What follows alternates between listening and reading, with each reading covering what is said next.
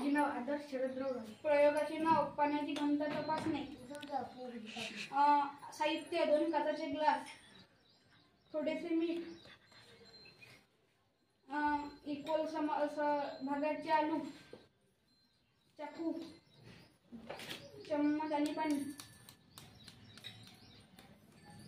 आता आपण 2 ग्लास मध्ये पाऊण ग्लास पाणी टाकायचे.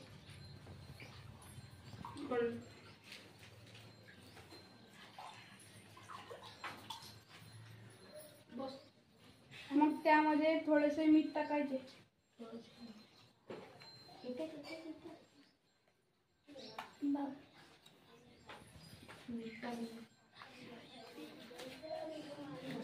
त्याला मिसळून घ्यायचे.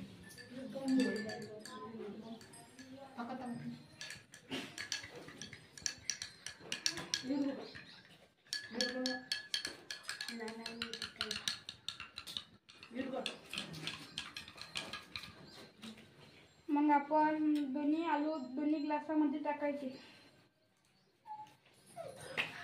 आणि निरीक्षण करायचे. आपण ज्या पाण्याच्या ग्लासमध्ये आलू टाकलेला आहे तो खाली डुबलेला दिसेल आणि दुसऱ्या ग्लासामधला ज्या ग्लासमध्ये आपण मीठ टाकलेलं आहे त्या ग्लासमधला आलू आपल्याला वरती ते तरंगता दिसेल. त्यामध्ये आपल्या साध्या पाण्यापेक्षा मिठाच्या पाण्याची घनता जास्त असते.